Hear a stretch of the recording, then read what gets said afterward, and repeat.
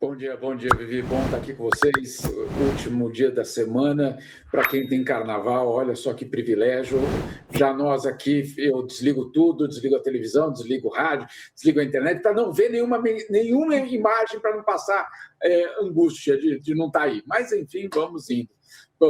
Olha, quanto ao fato, né, na verdade, o jornalismo, que nós aqui no ICL estamos tentando fazer, é justamente apurações que possam gerar um debate nacional, que possam justamente contribuir para a democracia. O jornalismo é um dos pilares da infraestrutura da democracia. Não é o principal, não estamos falando aqui que sem jornal, não é isso, mas é um desses pilares. E o jornalismo profissional, ele custa dinheiro, né? Isso que o Jamil está falando é muito, muito importante, tá? Teve uma sacanagem com o ICL ontem cometida pelo G1. Vamos lá. Obviamente exige tempo, exige profissionais, exige uma apuração, exige a equipe de todos aí que estão atrás das câmeras, que a gente sabe são pessoas impressionantes no compromisso de nos colocar ao vivo aqui todos os dias. Então, é um pacote. E esse pacote, obviamente, ele é eu diria, mais do que só um serviço.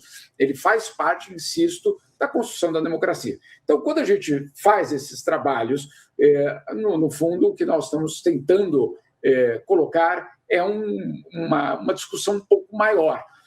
Uma delas vale a pena fazer jornalismo profissional ou não?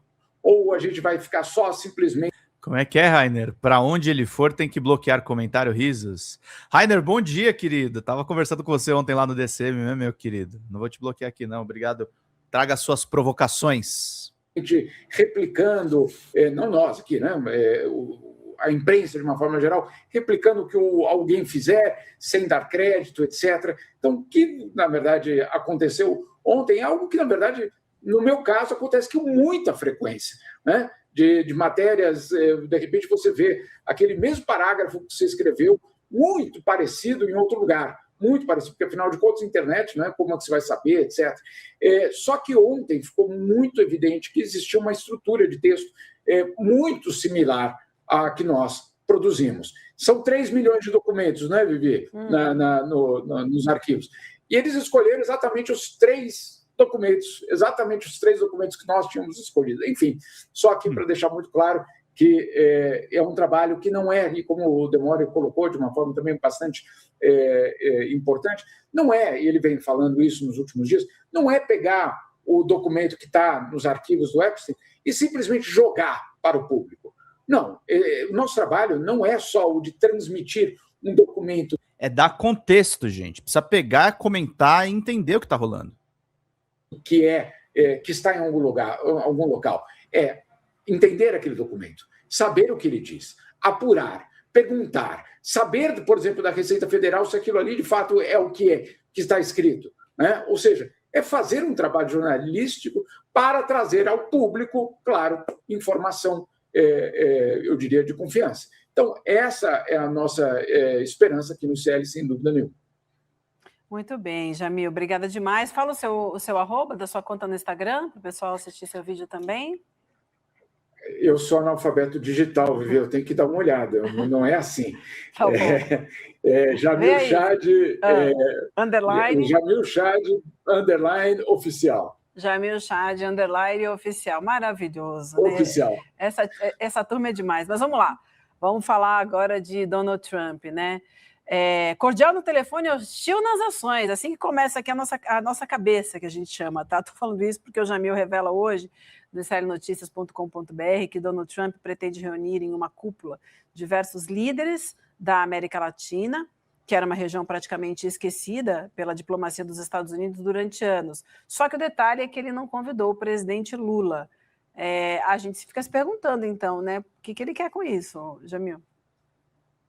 É uma boa pergunta, Vivi. Na verdade, o que aconteceu? O governo norte-americano convidou, então, convocou, basicamente, uma cúpula latino-americana, mas só com seus aliados mais, como eu diria, talvez vocês podem me ajudar aí na palavra, mais fiéis. Ah, entendi.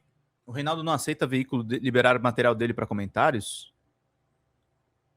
Não entendi. Não entendi, meu querido. Explica aí para nós. Ele não libera comentários nos canais dele, é isso?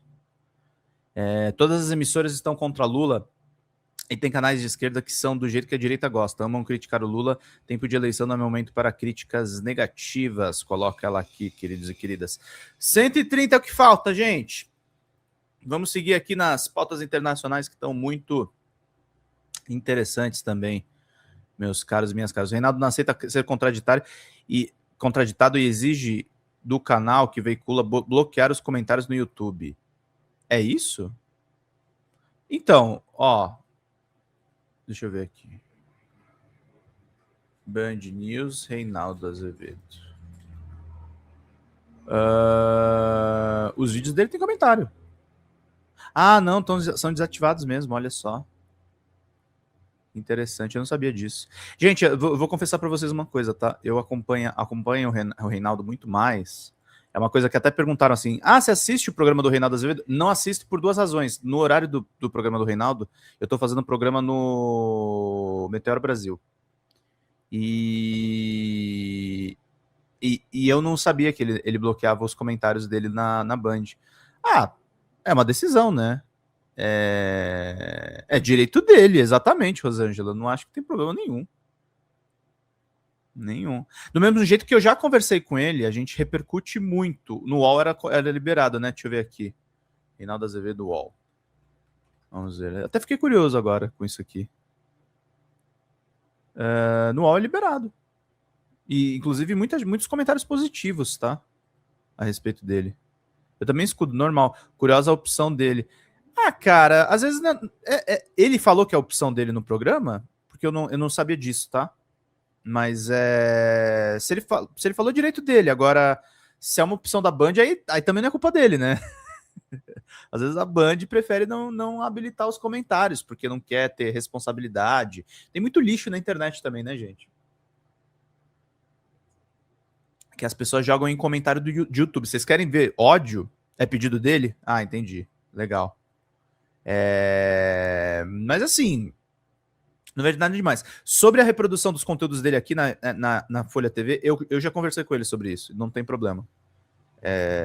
A gente repercute, evidentemente com o meu viés, eu que sou editor aqui do canal, a gente traz, do mesmo jeito que eu estou trazendo o Jamil trabalha no ICL, faz as coisas do ICL, mas a gente traz aqui os conteúdos, até porque a gente não tem uma redação grande, e a gente faz aqui com os conteúdos que estão presentes.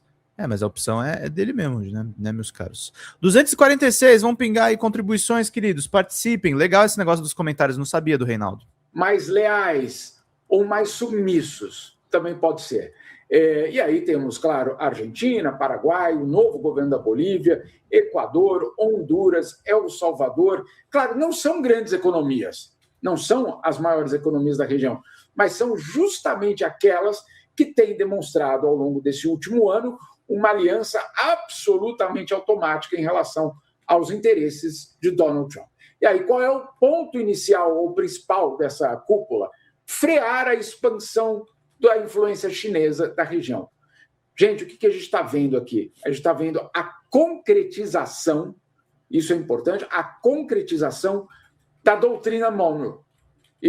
Donroe, né, no caso, a concretização daquilo tudo que a gente já leu e escreveu nas últimas semanas, de que existe, de fato, uma estratégia de voltar a ter influência na região. Pois bem, agora Donald Trump começa a implementar. Obviamente, nós vimos na Venezuela o que aconteceu, estamos vendo em Cuba o que está acontecendo, e essa cúpula faz parte desse redesenho da região.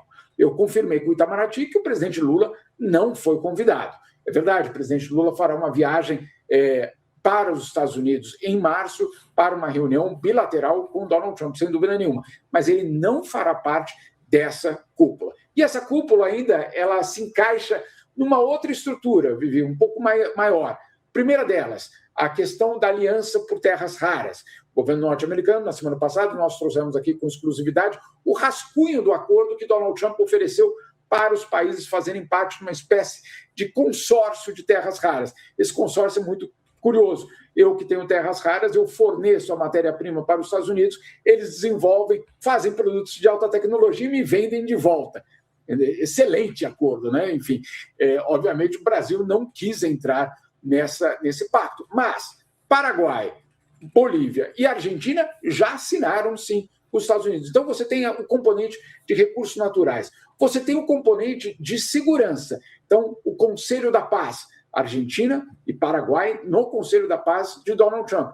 E, finalmente, agora, eu diria o aspecto político dessa história, claro, essa cúpula entre Donald Trump e os seus aliados mais fiéis na região. É algo que, claro, vamos ter de ficar atentos, sem dúvida nenhuma, porque a questão é a seguinte: está sendo criado um bloco entre Donald Trump e esses países na região?